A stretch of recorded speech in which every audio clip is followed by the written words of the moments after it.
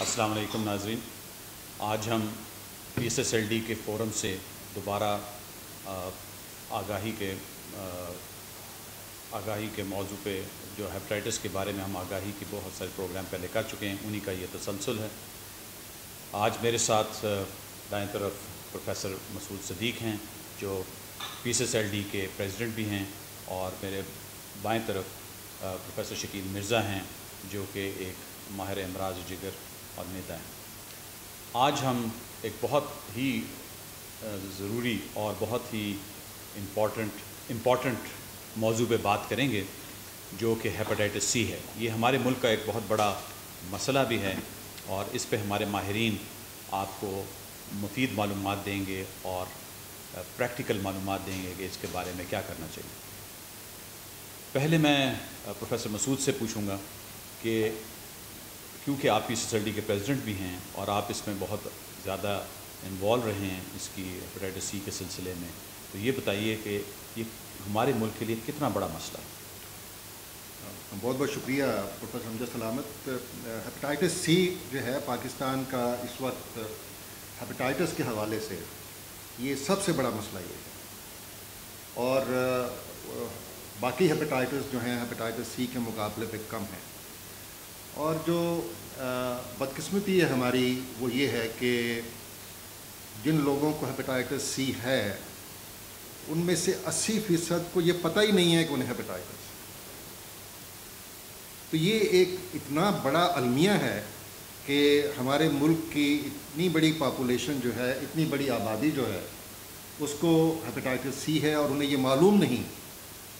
کیوں معلوم نہیں؟ اس کی وجہ یہ ہے کہ ان کی تشخیص نہیں ہو رہی ہے، ان کے ٹیسٹ نہیں ہو رہے۔ یہ ٹیسٹ کیوں نہیں ہو رہے؟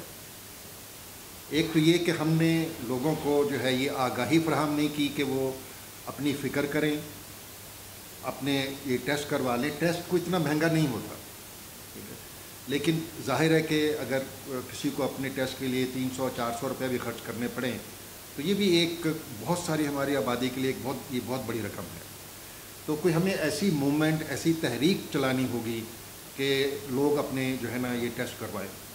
اور پھر جو اس کے بعد جو دوسری بڑی بدقسمتی ہماری یہ ہے کہ جن 20% کو یہ پتہ ہے کہ انہیں ہیپاٹائٹس سی ہے، اس میں سے بھی کوئی تقریباً 1/4 لوگ ہیں صرف جو علاج کروا رہے ہیں، باقی علاج ہی نہیں کروا رہے۔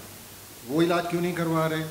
اس لیے کہ ان کے پاس بھی جو ہے نا کوئی ریسورسز کا مسئلہ ہے، آگاہی کا مسئلہ ہے ان لوگوں کا۔ تو اب ہمارا یہ جو پرابلم ہے، یہ مسئلہ اتنا شدید ہوتا جا رہا ہے کہ نئے کیسز جو ہیں وہ تشخیص ہو کے ایڈ ہو رہے ہیں، ہم علاج کم لوگوں کا کر رہے ہیں۔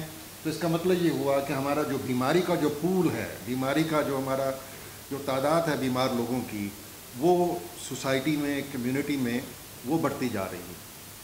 تو ہمیں اس کے لیے جو ہے ایک جہاد والا سلسلہ ہمیں شروع کرنا ہوگا، کیونکہ ہیپاٹائٹس سی ہمارے ہاں بے تحاشا ہو گیا، اور نتیجہ یہ نکل رہا ہے کہ ہیپاٹائٹس سی کی جو پیچیدگیاں ہیں، جن کا پہلے بھی ذکر ہو چکا کہ جی جگر سکڑ جاتا ہے، پیٹ میں پانی پڑ جاتا ہے، خون کی الٹیاں آتی ہیں، بے ہوش ہوتے ہیں، اور جو خوفناک چیز ہے کہ جگر میں کینسر ہو جانا۔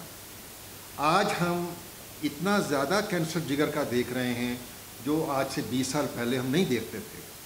اس کی وجہ صرف یہی ہے کہ یہ ہیپاٹائٹس سی اور ہیپاٹائٹس بی، ان کی بیماریوں کی جو ہے نا شدت، ان کی تعداد میں اضافہ اور علاج نہ ہونا، ان سب نے مل کے جو ہے نا یہ کینسر کو جو ہے، جگر کے کینسر کی جو ہے نا مریضوں کی تعداد میں اضافہ کیا۔ تو یہ ایک شدید مسئلہ ہے اور ہمیں اس کے لیے بہت کوشش کرنا ہوگی۔ بہت ہی خوفناک سچویشن ہے، اور ہیپاٹائٹس سی کو کنٹرول کرنا ہے۔ اس میں ہم صرف ڈاکٹرز یہ کام نہیں کر سکتے، صرف حکومت یہ کام ہم سب کو مل کے کرنا ہے۔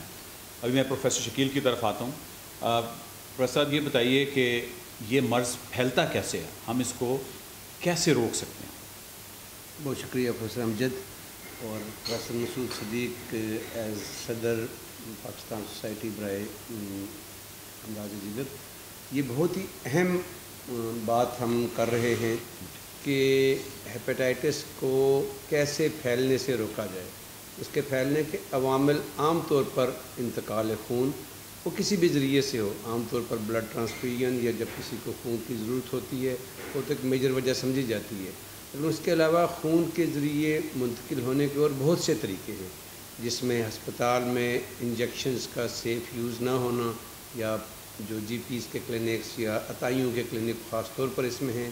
اس کے علاوہ ہم جب اپنے کوئی پارلرز یا حجامت کے دوران یہ منتقل ہو سکتا ہے کہ اس میں خون کی منتقلی اگر اوزار پراپرلی اسٹرلائز نہ کیے جائیں. اس کے علاوہ یہ ہے کہ اس کے اور طریقے ماں سے بچے کو بھی منتقل ہو سکتا ہے.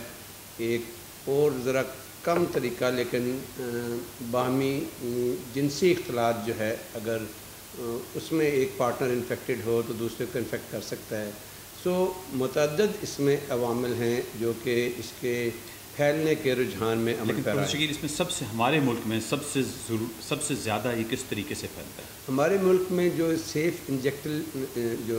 سیف انجیکشن یوز ہے وہ سب سے کامن کاز ہے، اور وہ ہمیں محسوس ہی نہیں ہے، غیر محسوس طریقے سے کمیونٹی کی ہر سطح پر.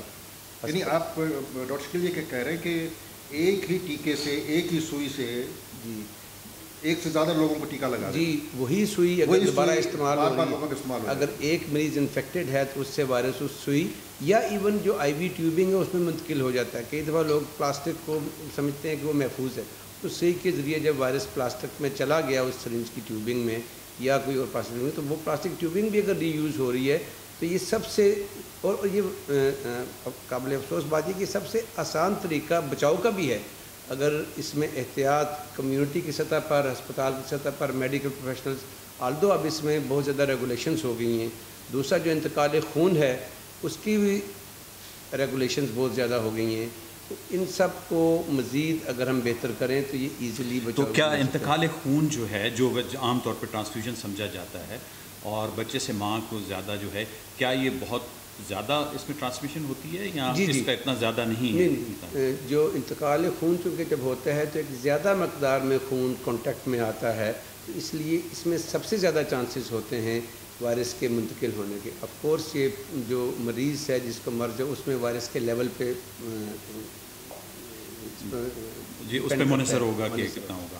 اچھی شکریہ ڈاکٹر شکیل. پروفیسر مسعود سے میں دوبارہ پوچھوں گا کہ حکومتی سطح پہ اور حکومتی سطح پہ یا انسٹیٹیوشنل لیول پہ اور ذاتی سطح پہ ہم کیا کیا چیزیں کر سکتے ہیں تاکہ یہ مرض نہ پھیلے؟ دیکھیں، جیسے میں نے پہلے کہا کہ ہمیں مریضوں کی تشخیص کرنی ہوگی. ایک آسپیکٹ یہ ہے کہ جو مریض ہیں ان کا علاج کیا جائے. دوسرا آسپیکٹ یہ ہے کہ جی بچاؤ کیا جائے. یقیناً بچاؤ علاج سے بہتر ہے. بچاؤ پہ خرچ کم ہوتا ہے، تو ہمیں ہمیشہ یہ کوشش کرنی چاہیے کہ ہم ہر وہ کام کریں جس سے بچاؤ ممکن ہو سکے. جیسے کہ پروفیسر شکیل مرزا کہہ رہے تھے کہ انتقال خون، ہمارے جو بلڈ بینک ہیں اگرچہ کہ اب وہاں حالات کچھ کافی بہتر ہو گئے ہیں، لیکن ابھی بھی ریموٹ یا دور دراز علاقوں میں ایسے بلڈ بینک ہیں جو پوری طرح ہیپیٹائٹس بی اور سی اور ایڈز کی وائرس کے لیے جو ہے خون کو اس کی اسکریننگ نہیں کرتے. اس میں ایک جس نے اپنا خون دیا ہے اور وہ دوسرے مریض کے لیے اس کو انہوں نے آگے ایشو کرنا ہے، اس میں لگانا ہے. جب اس کو وہ چیک کرتے ہیں تو اس میں وہ ہیپیٹائٹس بی اور سی اور ایڈز وغیرہ کی وائرسز کو پوری طرح چیک نہیں کر رہے، ابھی بھی نہیں کر رہے. تو حکومتی سطح پہ یہ کرنے کی ضرورت ہے کہ جو ہمارے وزارت صحت ہے، جو ہماری ریگولیٹری باڈیز ہیں، ان کو یہ مینڈیٹری بنانا چاہیے کہ جی وہ ان کی اجازت کے بغیر اور تمام سہولتوں کے بغیر کوئی بلڈ بینک جو ہے نا وہ کام نہ شروع کر سکے، اور ان کو مانیٹر کرنا چاہیے. ایک تو یہ ہو گیا. لیکن جیسے پروفیسر امجد آپ نے کہا تھا کہ ہمارے ملک میں جو کامن وجہیں کیا ہیں، تو سب سے بڑی وجہ جو ہے ہمارے ہاں وہ ہے کہ ٹیکے لگوانا. پاکستان اس وقت دنیا میں نمبر 1 ملک ہے، سب سے اوپر ہے دنیا میں، کہ جہاں تقریباً 12 سے 15 ٹیکے ایک شخص جو ہے سال میں لگواتا ہے. ہائیسٹ جو ہے پریولنس جو ہے نا، جو ٹیکے لگوائے جاتے ہیں جو دنیا بھر میں سب سے زیادہ پاکستان میں جو ہے نا وہ لگتے ہیں کہ جی ایک آدمی ایوریج 12 سے 15 ٹیکے لگواتا ہے، اور اسی کی وجہ سے بیماریوں کی پریولنس ہمارے ہاں زیادہ ہے، جیسے ہیپاٹائٹس سی ہے. تو ایک تو ہمیں غیر ضروری ٹیکے نہیں لگوانے چاہیے. یہ بہت ہی ضروری بات ہے. ہمیں ہر صورت کوشش کرنی ہے کہ جی ٹیکے سے بچیں. انتہائی اگر ضروری ہے، ڈاکٹر صاحب جو ہے انہوں نے ریکمینڈ کیا ہے اور انہوں نے کہا ہے کہ آپ کو جو ہے بیماری کی شدت اتنی ہے کہ اس میں ٹیکہ لگانا ضروری ہے تو لگوایا جائے. ہم یہ دیکھ رہے ہیں کہ ہمارے ہاں جو مریضوں میں یہ رجحان ہے کہ جی یہ ان کا یہ خیال ہے کہ ٹیکہ لگے گا تو میں جلدی ٹھیک ہو جاؤں گا، گولیاں کھاؤں گا تو میں جلدی ٹھیک نہیں ہوں گا. یہ بھی ایک ہمارے ہاں اسٹڈی کی گئی کہ جب مختلف مریضوں سے پوچھا گیا کہ اگر گولیوں کے کھانے سے آپ کے ٹھیک ہونے کے چانسز اور ٹیکہ لگانے سے ٹھیک ہونے کے چانسز اگر ایک جیسے ہوں تو آپ کون سی چیز کو پسند کریں گے؟ تو کوئی 65% مریضوں نے یہ کہا جی ہم ٹیکہ لگوانا چاہیں گے. تو یہ بھی ہمارے ہاں جو مریض ہے وہ ٹیکہ لگوانا پسند کرتا ہے. اور مجھے یہ کہنے میں کوئی ہچکچاہٹ نہیں ہوگی کہ کچھ نہ کچھ، کیونکہ کمرشل اینگل بھی رہتا ہے اس کا، بزنس اینگل بھی ہے، ٹھیک ہے. تو جہاں مریض پسند کرتے ہیں وہاں جو ہے جو علاج کرنے والے جو مختلف ہمارے جو بھی اسٹرکچر موجود ہے، جو بھی سہولتیں موجود ہیں، ان کو بھی یہ سوٹ کرتا ہے کہ جی ڈرپ لگائی جائے یا انجیکشن لگایا جائے. تو ہمیں ہر صورت پروفیسر مجود یہ بتائیے کہ P S S L D اس سلسلے میں کافی ایکٹیو ہے، تو وہ کیا کر رہے ہیں اس سلسلے میں؟ دیکھیں پی ایس ایس ایل ڈی جو ہے اس سلسلے میں جو ہے ایک تو آگاہی کا، آج ہم جس طرح یہ ویڈیوز بنا رہے ہیں یہ بھی ایک ہمارے اسی سلسلے کی ایک کڑی ہے. پھر ہم سال میں کوئی تقریباً 4 سے 5 مختلف میٹنگز کرتے ہیں، مختلف لیول کی میٹنگ کرتے ہیں، پاکستان کے مختلف شہروں میں ہم جو ہے نا یہ کرتے ہیں، ٹھیک ہے. اور پھر ہماری جو ٹیم ہے اس کے ساتھی جو ہیں جو ہمارے پی ایس ایس ایل ڈی کے دوست ہیں، ٹھیک ہے، وہ مختلف گاؤں میں جا کے بھی جو ہے اس تحریک کا جو ہے نا حصہ بنے ہوئے ہیں. ہم اپنے طور پہ جو ہے حکومتی اداروں تک پہنچنے کی کوشش کر رہے ہیں.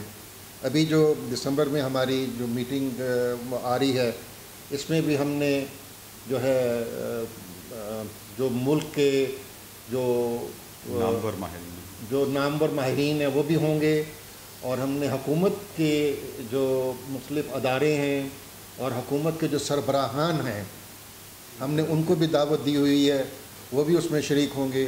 اور ہم یہ پیغام وہاں تک پہنچائیں گے کہ جی ہمیں اس پہ کس طریقے سے جو ہے نا کام کرنے کی ضرورت ہے.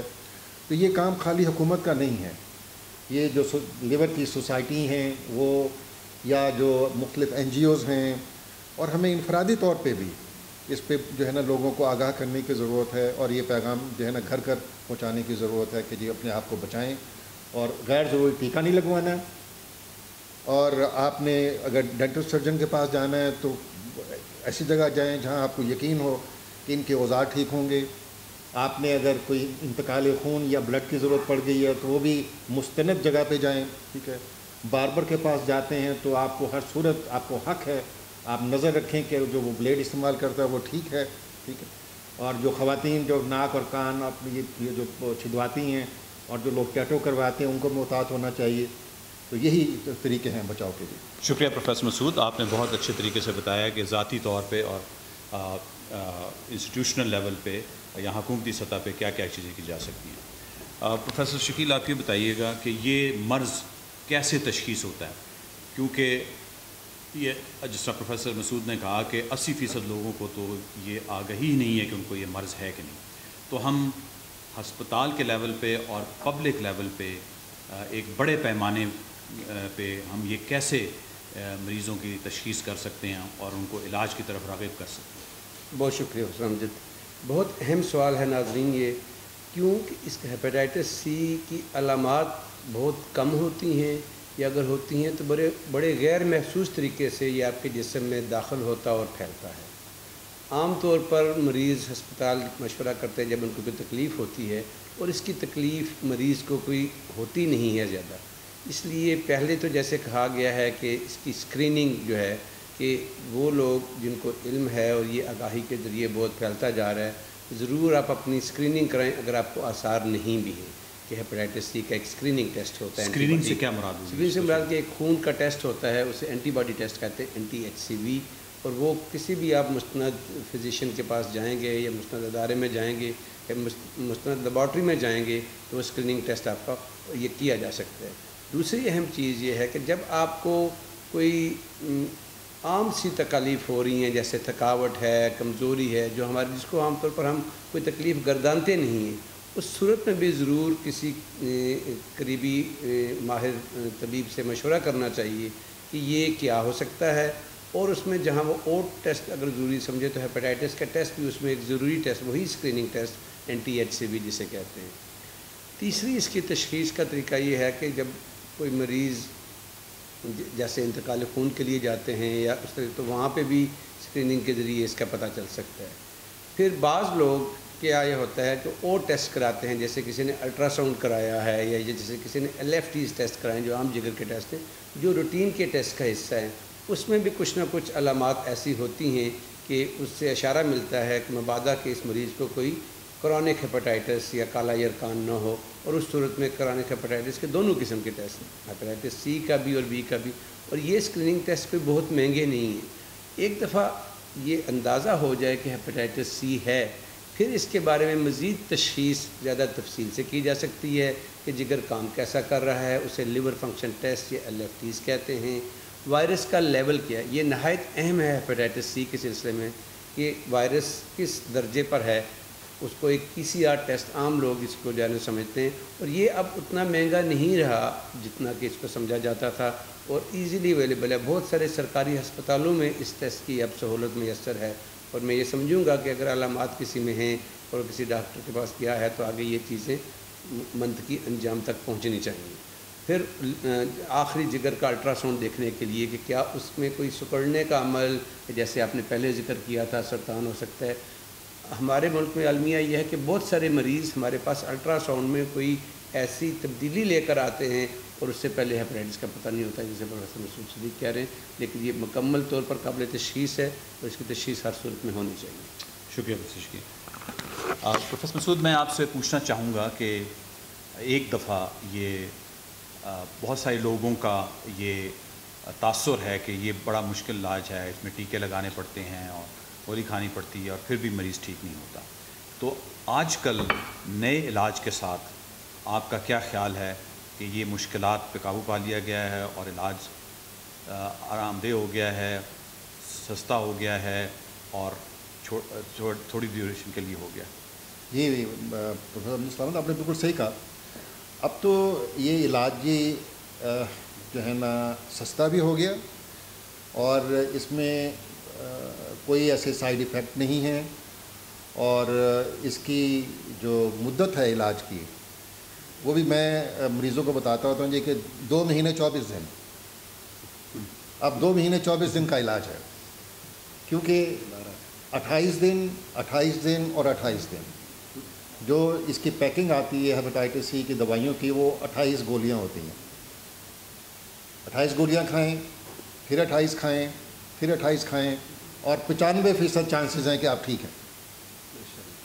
تو اگر میں آج سے کوئی 15 سال پیچھے مڑ کے دیکھتا ہوں تو جب میرے پاس مریض آیا کرتے تھے تو بیچارے وہ بڑے سخت پریشان، ان کو انٹرفیرون کے ٹیکے لگتے تھے اور کسی کے ڈپریشن، بال غائب ہو جانا اور جسم کا توڑ پھوڑ، بخار، بہت ہی برے حالات تھے.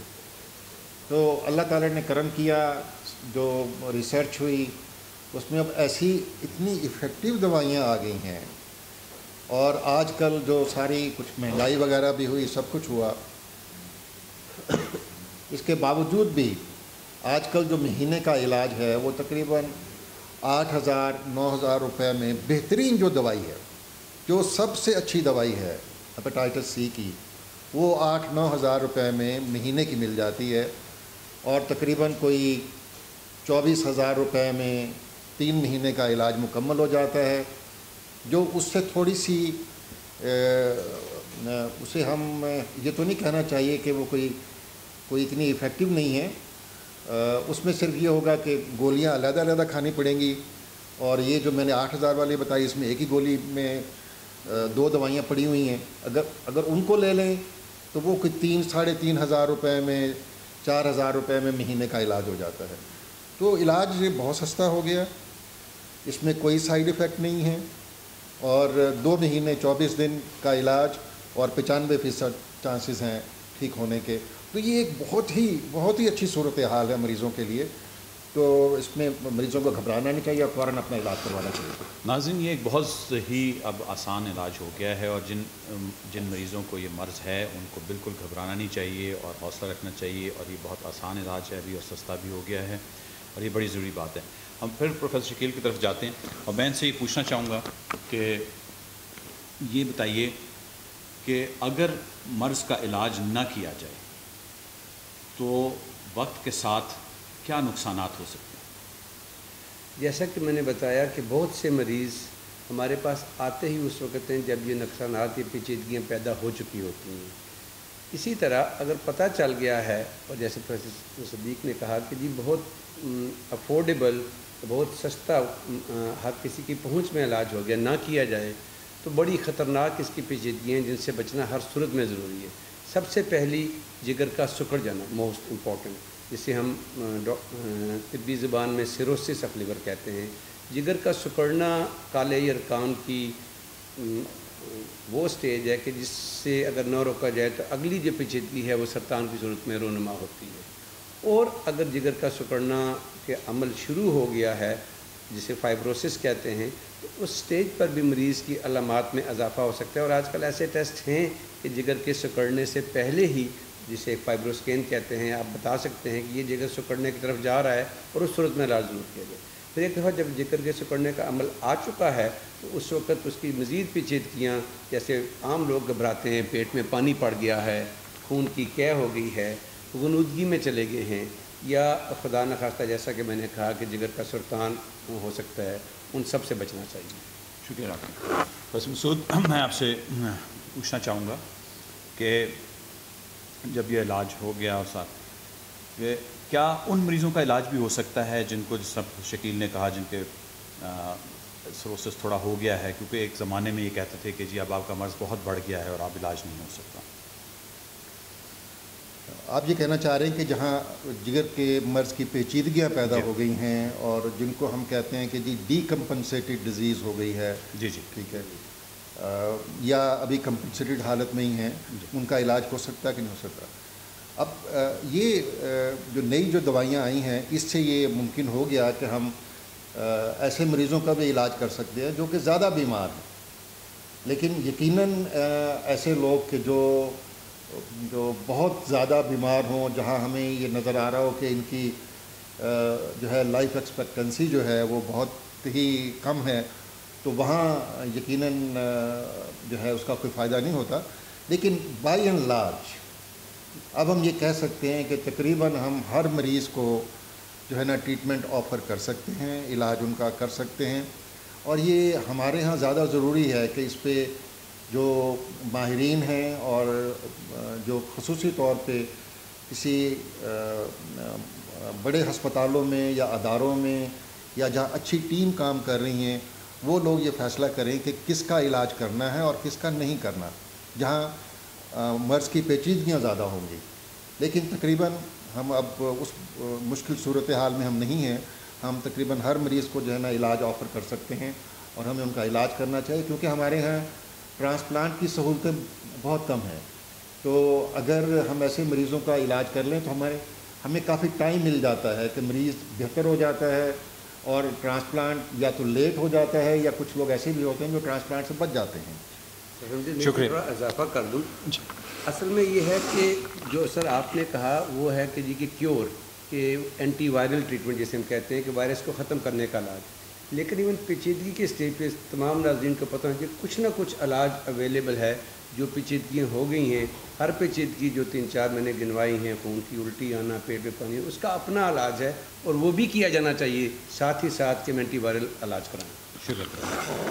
ناظرین، جیسے آپ نے دیکھا ہمارے ماہرین نے مختلف ہیپیٹائٹس سی کے مختلف جو پہلو ہیں ان پہ گفتگو کی. سب سے ضروری بات یہ ہے کہ ہم اس کو روکیں، اس کو ہونے سے روکیں.